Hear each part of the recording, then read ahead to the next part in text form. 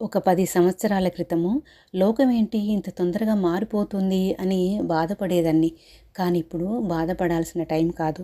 ఎందుకంటే లోకం మారిపోయింది. ఎంతలా అంటే మార్చలేనంతగా, మళ్ళీ వెనక్కి తీసుకురాలేనంతగా మారిపోయింది. ఇది ఏఐ యుగం. ఇందులో మిషన్లకే గొప్పదనం. మిషన్లలాగా ఉండే వాళ్ళకి గొప్పదనం. అబద్ధాలు చెప్పే వాళ్ళకి, పని చెయ్యని దొంగలకి, ఎవరో చేసిన పనిని నేనే చేశానని గొప్పలు చెప్పుకునే వాళ్ళకి టైం.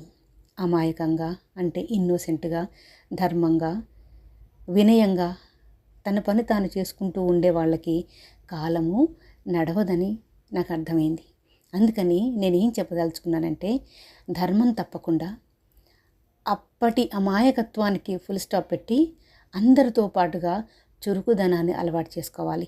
కానీ గుర్తుపెట్టుకోండి, ఎక్కడ కూడా పనిలో, మనం చేసే పనిలో ధర్మం తప్పకుండా, ఆత్మగౌరవాన్ని కోల్పోకుండా, ఆ సైలెన్స్ని బద్దలు కొట్టుకొని చురుగ్గా తయారవ్వాలి. కాలంతో పోటీ పడాలి.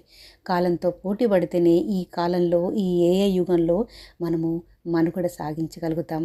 అందుకే పని కట్టుకొని చెప్తున్నాను. ఎట్లా అంటే మీకు ఒక చక్కని ఉదాహరణ చెప్తా. అమాయకంగా, ధర్మంగా ఏ పని చెప్పినా చేసే ఆవునేమో కట్ చేసుకొని తింటారు ఈ లోకము.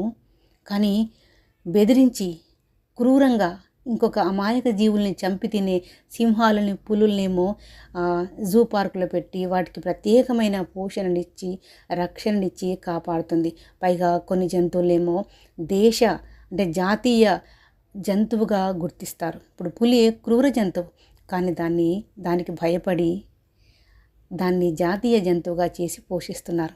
అన్ని పనులు చేసి పెట్టే ఆవునేమో, అమాయకమైనటువంటి ఆ ఆవునేమో కోసుకొని తింటున్నారు. ఎంత పాడులోకం ఇది. అందుకని ఆవులాగా ఉన్న మనలాంటి వాళ్ళము, రూపము ఆవుదే కావచ్చు, కానీ పౌరుషం తెచ్చుకోవాలి. ఆత్మగౌరవాన్ని కోల్పోవద్దు. గుర్తుపెట్టుకోండి. చురుకుదనాన్ని అలవాటు చేసుకోవాలి. అమాయకత్వాన్ని వదిలేయాలి. ఎదురు తిరగాలి.